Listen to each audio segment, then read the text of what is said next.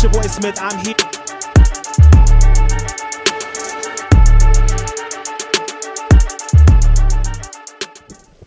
What's up, everybody? It's your boy Smith here on Smith TV, and I am here with one of my friends and esteemed guests, Mr. Deep, coming all the way from Houston. How's it going today, sir? It's going good. How are you today? Man, it's a great day. I'm so glad to have you on the show today. Tell the people a little bit about Deep. Where Deep come from? What's your story, man? Deep is from H-Town. Deep is from Houston. I'm a singer, songwriter, actor. I actually live in LA now. I've been here about 4 years, but my route has been around the world, and I went from Houston to DC to New York, and New York to LA, and just ran the full gamut of entertainment. So from music to modeling to acting to singing and dancing and all of that. Most recently appearing on the Grammys for the first time. Now slow your roll. We're gonna talk about that a little bit. Slow it up. But how did you get your start in music? Like, when did you I got a gift, and what you wanted to do with it? When did you know about that? 3 years old, apparently. Per my family, I grew up in a church. I grew up in the South, and I'm a preacher's kid.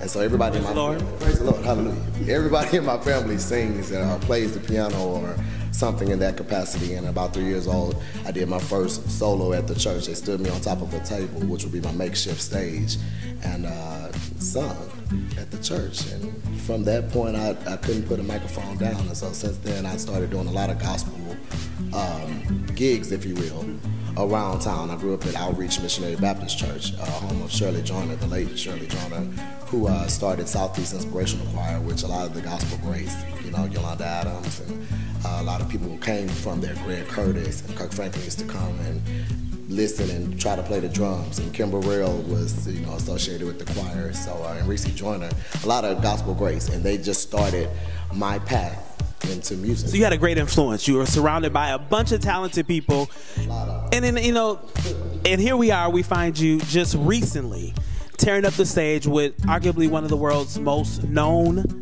artists and fellow H-Town citizen, Beyonce. So tell me, how did you go from standing on that podium as a 3-year-old to on the mega stage of the Grammys 2015 with Beyonce? It's a path. It's a journey. Everybody's journey is different. I would have thought this would have happened years ago.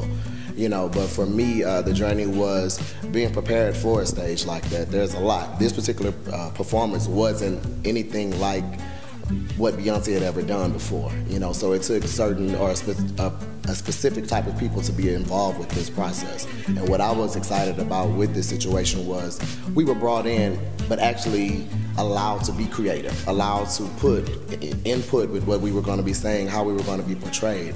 And so I received a call 3 weeks before the Grammys and said, hey, there's an opportunity to perform with Beyonce on the Grammy Awards. It's not solidified yet, but we're interested in having you involved with this. Are you interested? I'm like, of course. Of course. It's the Grammys, why wouldn't I be? So really didn't know a lot about it when the opportunity or when the call came. But upon the first rehearsal, we were kind of debriefed on what was going on, with a lot of things going on in Ferguson last year, and a lot of just things going on in African-American life in the world being brought to the forefront. Because, again, being from Houston, we deal with this all the time.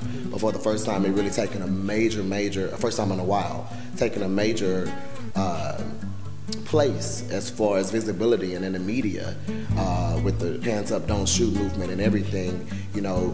A lot of the questions were, where are the artists? Where are all these people that's making money off of the people? Do they care? Why are they not standing up, using their platform?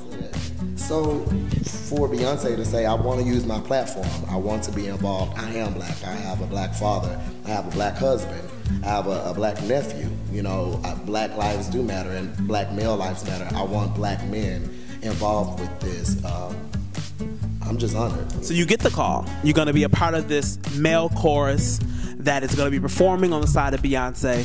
What was the preparation like? How many weeks did you guys rehearse? How was rehearsal? Did you get to kick it with Queen Bee? What did you talk about? What kind of stuff went on? We kicked it. It was 3 weeks of rehearsals. We were simultaneously rehearsing for the Grammys and for another performance that we had coming up.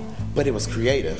Beyonce is a very, very hard worker, and she's very involved. A lot of times we see the Beyonce machine and we forget that it's run by someone, and it's actually she's very hands-on with that. A lot of artists that I worked with, they're told what to do. And not to say that Beyonce doesn't have input. She does have a very big responsibility holding the crown as the queen. So as the queen, she has to remember that she has a very broad fan base and a broad reach, you know. So watching her balance what it is that she wanted to do from a place of passion and as an African American woman, but also while maintaining her responsibility as being the queen of music right now. Yeah. You know, it was a hard thing, but it was very, it was a challenge. We had to meet her intensity every time.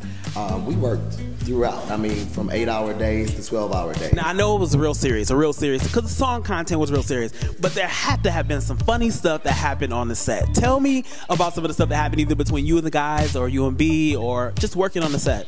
You know, the very first rehearsal, B's not there yet. We're all talking and everyone's trying to downplay it because I'm in there with the best of the best. I'm in there with singers that tour the world with all kind of stars, but the unanimous understanding is we're here with the queen. You know, so even for us to still have an opportunity to experience something new in the industry and to be excited about something that's a rarity, you know, so to be with these guys at this particular time, it was 6 other guys that were singing in the band and just making jokes and you know, coming up with what we thought would be acceptable to the queen. But we had no idea that when she got there, she might look at us and be like, yeah, I don't like it, I'm good. Yeah. So having that, you know, there was already this nervous excitement, this nervous tension. But when she got there, she was very, very relaxed. You know, she came in and said, hey guys, I'm so glad that y'all were able to come. You know, okay, this is what my idea is, this is what my vision is, and let's work, let's get in. And we jumped right into work. So of course there were a lot of in-between banter, you know, conversations about life, popular post, and she had just released her single, you know. So she said, you know, they're probably gonna think I'm gonna come out in the hair.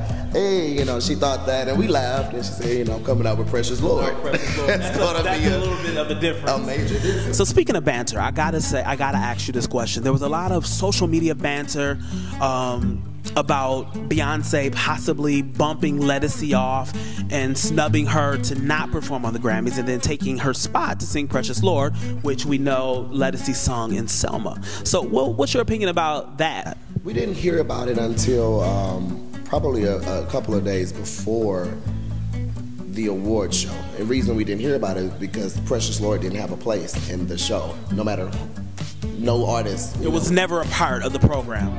So what Beyonce wanted to do was bring African American men to be a part of the Selma movement. Glory had won the Song of the Year Oscar, and so they were invited to come and perform that song at the Grammy Awards. So because they were invited to come and perform that song, she decided, I like what you're doing. This is an opportunity going back for me to use my platform and for artists to unite and say something that we see what's going on in the world. We see what's going on in America, and it's not good. Black lives do matter, and I want to lend my influence. I want to lend my my artistry to your movement. So for 2.5 weeks, it wasn't a conversation about who or what or why. It was just, this is what I want to do, and it's just what it was. So there you have it, folks. Quit emailing me, messaging me, DMing me. Beyonce did not snub Ledisi because she was never a part of the program. Correct. I will say that, you know, if you go to Beyonce.com, she released a video that talks a little bit more in detail about that. But Tina was at our rehearsal. Her mother was at our rehearsal, and you know, was very vocal in letting her, you know, talking about her experience with Precious Lord and that she used to sing it to Beyonce as a child. So there's a personal connection there. Believe that. Speaking of Tina, I seen her a couple of days ago at the Nokia Center where they were celebrating the All-Star Grammy tribute to Stevie Wonder, which you also were up there rocking the stage. 2 totally different numbers from the Grammys. How did you prepare differently for the Grammy versus the celebration for Stevie Wonder, and what was your approach with that? My name is Donald, but I'm also known as Deep in my entertainment world. And Beyonce is Beyonce, but Sasha Fierce is another beast. And Beyonce is who you saw at the Grammy Awards. You saw people talking about her shaking and connection. You saw Beyonce be vulnerable. You saw her be human in her performance and her delivery. when it came to the performance for Stevie Wonder, which was an awesome experience because it's a legend. So it's a legend in the making, you know, tributing a legend. So to be a part of it was already just mind-boggling. But just to see her disconnect from what we were doing for the Grammy Awards and check into the entertainment side of who she is, that performing beast, it made us step it up. In a matter of days. It's like the same day. We went to rehearsal for Grammys the day before Grammys to do sound check and left from our run at the Grammy stage underground and went to the Nokia Center. I love it. The Stevie prep. You think we can see you maybe working with, what's your future with Beyonce? Can we look for you to be on the side of another stage? Maybe working on the team? Anything you think that you can kind of give us a hint about? I mean, I think deep. That's what I think. We'll see what happens. Anything is possible. Anything is possible. The greatest thing about Beyonce's team is that they're very, very creative. They're visionaries. You know, when you look at some of the things that they put out promotional-wise from the Grammy performance and even with the Stevie Wonder tribute, they've already have their things prepared. They're already ready. They're already 5 steps ahead. So I probably couldn't beat them in any predictions as far as my involvement with them, but think deep. It's good. I like that. Think deep.